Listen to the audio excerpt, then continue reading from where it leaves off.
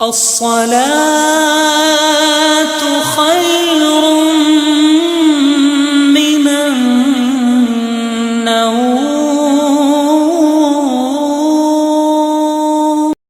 الحمد لله رب العالمين والصلاة والسلام على سيد المرسلين أما بعد فأعوذ بالله من الشيطان الرجيم بسم الله الرحمن الرحيم يا أيها الذين آمنوا قوا أنفسكم وأهلكم نارا وقودها الناس والحجارة صدق الله العظيم وصدق رسوله النبي الكريم. معزز برادران اسلام، السلام علیکم ورحمۃ اللہ وبرکاتہ. ناظرین، آج کا ہمارا بیان یہ ہے کہ ہم جہنم کے بارے میں تھوڑا سمجھیں گے کہ جہنم کیا ہے، اور اس کے لیے ہمارے نبی پاک نے کیا فرمایا اور اللہ رب العزت نے کلام پاک میں اس کے لیے کیا فرمایا ہے. ناظرین، حضرت زید بن اسلم رضی اللہ تعالیٰ عنہ سے روایت ہے کہ سرکار مدینہ صلی اللہ تعالیٰ علیہ وآلہ وسلم نے ارشاد فرمایا ہے، اور حضور اس آیت کے تحت ارشاد فرماتے ہیں قُوا أَنفُسَكُمْ وَأَهْلِكُمْ نَارًا، جس میں رب کا فرمان ہے کہ اپنی جانوں اور اپنے گھر والوں کو اس آگ سے بچاؤ، اپنی جانوں کو اور اپنے گھر والوں کو اس آگ سے بچاؤ. صحابہ کرام علیہم رضوان نے عرض کی، یا رسول اللہ صلی اللہ تعالیٰ علیہ وآلہ وسلم، ہم اپنے گھر والوں کو کس طرح آگ سے بچائیں؟ آخر ہم کیا کریں کہ ہم اور ہمارے گھر والے اس آگ سے بچیں؟ نبی پاک صلی اللہ تعالیٰ علیہ وآلہ وسلم نے ارشاد فرمایا، ان کو ان کاموں کے کرنے کا حکم دو جو اللہ پاک کو محبوب ہے، اور ان کاموں سے منع کرو جو اللہ پاک کو ناپسند ہے. ہمیں اس طرح اپنی جانوں کو اور اپنے گھر والے کو جانوں کو اس آگ سے بچانا ہے. ناظرین، اللہ تبارک و تعالیٰ قرآن کریم میں ارشاد فرماتا ہے، یا ایھا الذین آمنوا قوا انفسکم واہلکم نارا وقودھا الناس والحجارہ. یعنی رب یہاں ایمان والوں سے مخاطب ہے. جو یہ آیت ہے، یہ سورۃ الحریم کی آیت نمبر 6 ہے، اور یہ پارہ نمبر 28 میں موجود ہے یہ آیت، جس میں رب کا حکم ہے کہ اے ایمان والو، اپنی جانوں اور اپنے گھر والوں کو اس آگ سے بچاؤ جس کا ایندھن آدمی اور پتھر ہیں. اس پہ شہنشاہ مدینہ صلی اللہ تعالیٰ علیہ وآلہ وسلم نے اسے اپنے صحابہ کرام علیہم رضوان کے سامنے تلاوت فرمایا ہے. تو ایک نوجوان اس جگہ بیٹھا تھا، وہ گس کھا کر گر پڑا. تو آپ صلی اللہ تعالیٰ علیہ وآلہ وسلم نے اس کے دل پر اپنا دست مبارک رکھا تو وہ حرکت کر رہا تھا. تو آپ نبی پاک صلی اللہ تعالیٰ علیہ وآلہ وسلم نے ارشاد فرمایا، اے نوجوان، کہو لا الہ الا اللہ. اس نے فوراً کہا تو آپ صلی اللہ تعالیٰ علیہ وآلہ وسلم نے اسے جنت کی بشارت دی. تو صحابہ کرام علیہم رضوان نے عرض کی، یا رسول اللہ صلی اللہ تعالیٰ علیہ وآلہ وسلم، کیا ہمارے درمیان میں سے بھی، یعنی ہم میں سے کسی اور کی یہ حالت ہو جائے تو آپ صلی اللہ تعالیٰ علیہ وسلم نے ارشاد فرمایا، کیا تم نے اللہ پاک کا یہ فرمان نہیں سنا کہ رب فرماتا ہے ذالک لمن خفا مقامی و خفا وعید، جو پارہ نمبر 13 سورہ ابراہیم کی آیت نمبر 14 ہے. رب فرماتا ہے یہ اس کے لیے ہے جو میرے حضور کھڑے ہونے سے ڈرے اور میں نے جو عذاب کا حکم سنایا ہے اس سے خوف کرے. یعنی یہ آیت میں اس کے لیے نشانی ہے جو اللہ کے حضور کھڑے ہونے سے ڈرتا ہے، اور جو اللہ نے عذاب کا حکم سنایا ہے اس سے خوف کرتا ہے. حضرت علامہ مولانا سید محمد نعیم الدین مراد آبادی رحمۃ اللہ تعالیٰ علیہ خزائن العرفان میں سے اس آیت مبارکہ یعنی یا ایھا الذین آمنوا قوا انفسکم واہلکم نارا کے تحت فرماتے ہیں کہ اللہ پاک اس کے رسول صلی اللہ تعالیٰ علیہ وآلہ وسلم کی فرما برداری اختیار کر کے عبادتیں بجا لا کر گناہوں سے باز رہ کر اور گھر والوں کو نیکی کی ہدایت اور بدی سے ممانعت کر کے اور انہیں علم و ادب سکھا کر اے ایمان والو اپنی جانوں اور اپنے گھر والوں کو اس آگ سے بچاؤ۔ یعنی اس کی تفسیر بیان کر رہے ہیں کہ اپنے گھر والوں کو ان کاموں کا حکم دو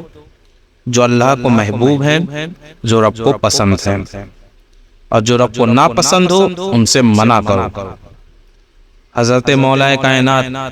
علی المرتضیٰ شیر خدا رضی اللہ تعالیٰ عنہ بیان کرتا آیت کریمہ کے تحت فرماتے ہیں، خود کی بھی بھلائی کی باتیں سیکھو اور اپنے اہل خانہ کو بھی نیکی کی باتیں اور ادب سکھاؤ، اس طرح اس آگ سے خود کی بھی جان بچاؤ اور اپنے گھر والوں کی بھی جان بچاؤ۔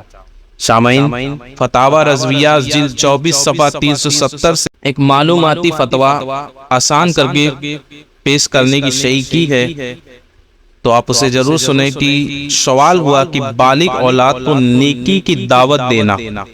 اور برائی سے منع کرنا والدین پر فرض ہے یا واجب؟ اعلیٰ حضرت نے فرمایا، جس فعل کی جو شرعی حیثیت ہے والدین کے لیے اصلاح کے تعلق سے شرعاً ویسا ہی حکم ہے،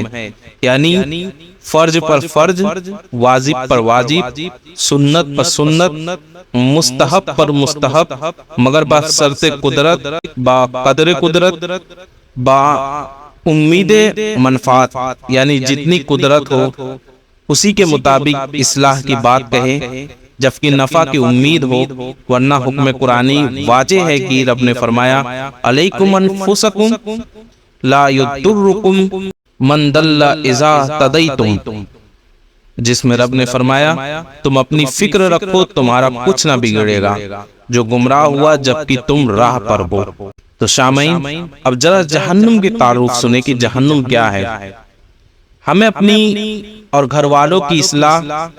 پر خصوصی توجہ دیتے ہوئے خود کو اور ان کو جہنم کی اندھیری خوفناک کالی آگ سے بچانے کی پہم کوشش جاری رکھنی چاہیے۔ خدا کی قسم، جہنم کی آگ بہت شدید ہے، اسے کسی صورت سے بھی کوئی برداشت نہیں کر سکے گا۔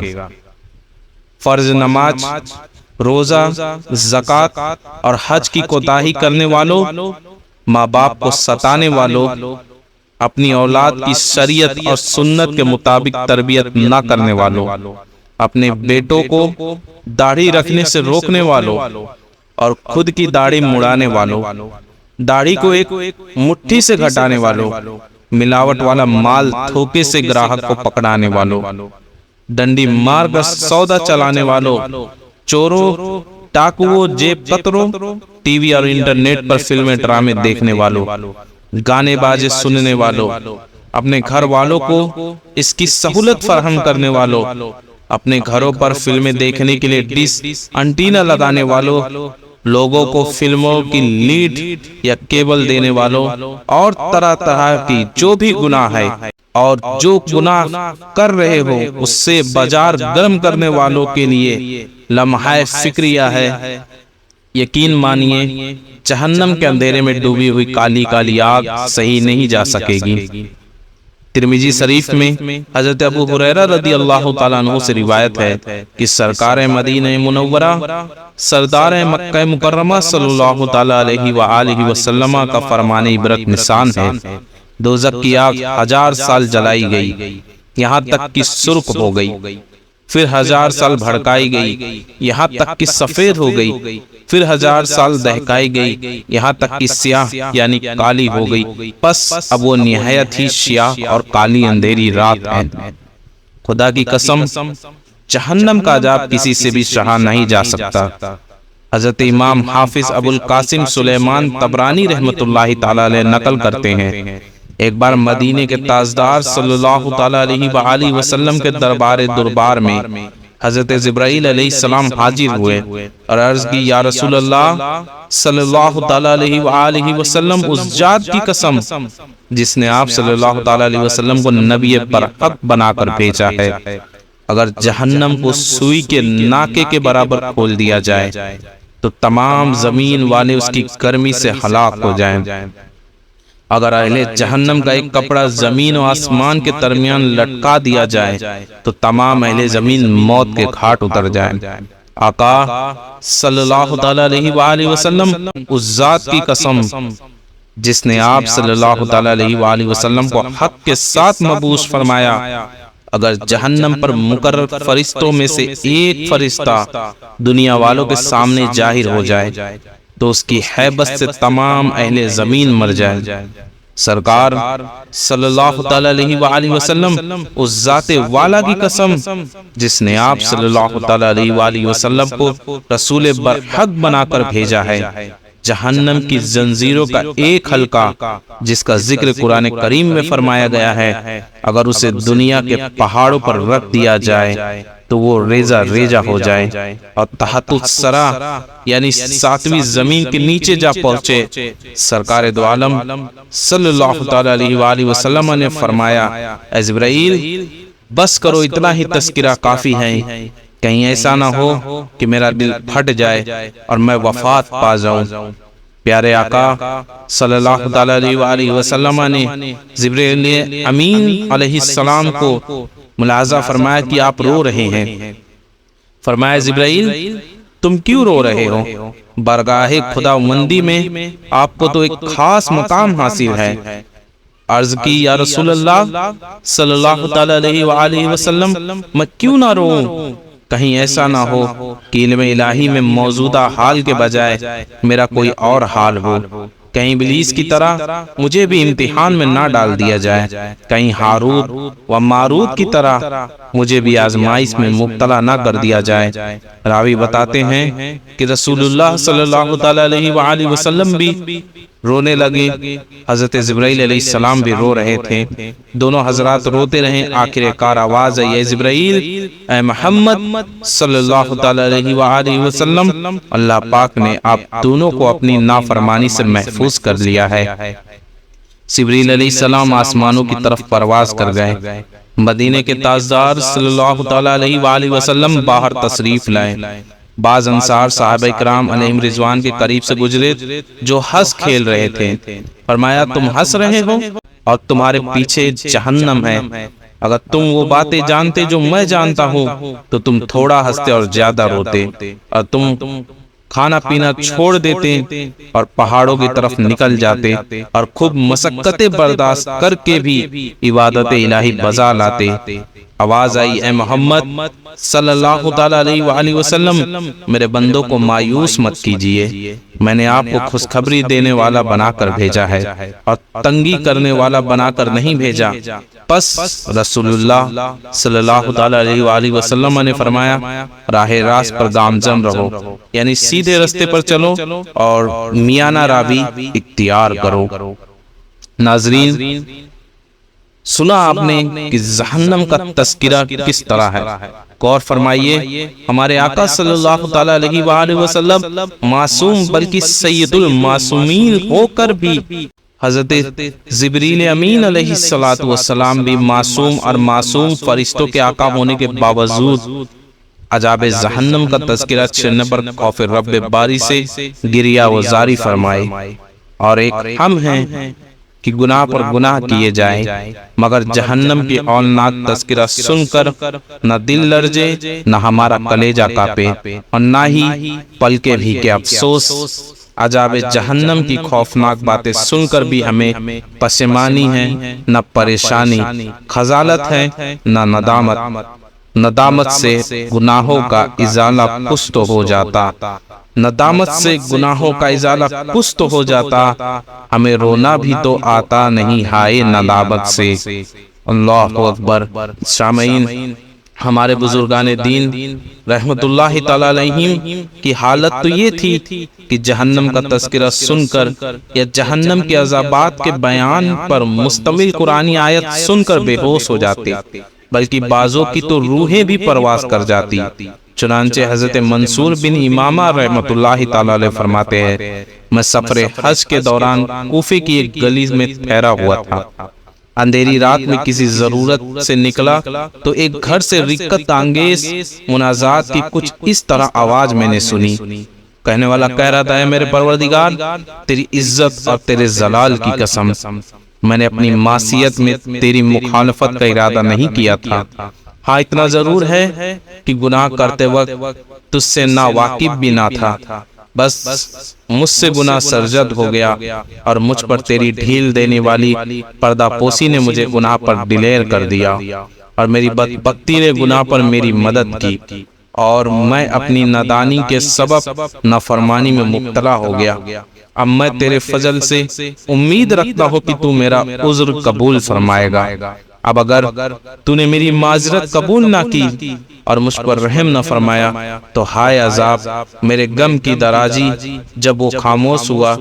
تو میں نے پارہ 28 سورۃ الحریم کی 6 آیت کریمہ تلاوت فرمائی، جس میں رب نے فرمایا یا ایھا الذین آمنوا قوا انفسکم واہلکم نارا وقودها الناس والحجرۃ علیہا ملائکۃ غلاظ شداد لا یحدون اللہ ما امرہم یفعلون ما یؤمرون، جس میں رب فرما رہا ہے اے ایمان والو اپنی جانوں اور اپنے گھر والوں کو اس آگ سے بچاؤ جس کے ایندھن آدمی اور پتھر ہیں، اس پر سخت کر کے فرشتے مقرر ہیں جو اللہ کا حکم نہیں ٹالتے اور جو انہیں حکم ہو وہی وہ کرتے ہیں۔ میں اس آیت کی تلاوت کرنے لگا اور آیت مبارکہ پڑھنے کے بعد میں نے ایک شدید چیخنے اور دھڑام سے گرنے کی آواز سنی، اور اس کے بعد خاموشی طاری ہو گئی اور کسی قسم کی ہل جل کی آواز محسوس نہ ہوئی۔ پھر میں اپنا کام نپٹا کر اپنی قیام گاہ پر واپس آ گیا۔ جب میں صبح اس طرف گیا تو لوگ تعزیت کے لیے جمع تھے اور رونے کی آوازیں آ رہی تھی۔ دریاسنا ایک ضعیف بڑھیا دیکھی جو رو رو کر کہہ رہی تھی اللہ پاک میرے بیٹے کے قاتل کو جزائے خیر نہ دے، کہ اس نے میرے بیٹے پر عذاب الہی کے بیان پر مشتمل آیت کریمہ تلاوت کی، جس کی تاب نہ لا کر وہ خوف خدا کے سبب گرا اور فوت ہو گیا۔ حضرت منصور بن امامہ رحمۃ اللہ تعالی علیہ کہتے ہیں اس رات میں نے خواب میں ایک شخص کو دیکھا جو مجھ سے کہہ رہا تھا میں وہی ہوں جس نے آپ کی زبانی سورۃ الحتیم کی 6 آیت کریمہ تلاوت سن کر خوف خدا کے سبب دم توڑ دیا۔ میں نے پوچھا ما فعل اللہ بکا، اللہ پاک نے آپ کے ساتھ کیا معاملہ کیا؟ تو اس نے جواب دیا اللہ پاک نے میرے ساتھ وہ کیا جو شہدائے بدر کے ساتھ کیا۔ میں نے پوچھا یہ کیسے؟ اس نے کہا اس لیے کہ اللہ پاک نے ان کو کافروں کی تلوار سے شہید کیا اور مجھے اپنے عشق کی تلوار سے۔ بول پڑے شاعر خدایا تیرے خوف کا ہوں میں شائل، سدا دل راہے تیری الفت میں گھائل، گناہوں سے ہر آن ڈرتا رہوں میں، فقط نیک ہی کام کرتا رہوں میں، تو کر در گزر مجھ کو ہر معصیت سے، نواز ہے خدائے کریم مغفرت سے۔ سامعین دیکھا آپ نے خائفین یعنی اللہ پاک سے ڈرنے والوں کی بھی کیا شان ہوتی ہے۔ جس آیت کریمہ کو سن کر خوف خدا رکھنے والے بندے نے دم توڑا تھا، اس میں اپنے ساتھ ساتھ اپنے گھر والوں کو بھی جہنم کی آگ سے بچانے کا حکم دیا گیا ہے۔ ہر ایک کو چاہیے کہ خود بھی نیکیاں کرے، گناہوں سے بچے اور اہل خانہ کی بھی اصلاح کا سامان کرتا رہے۔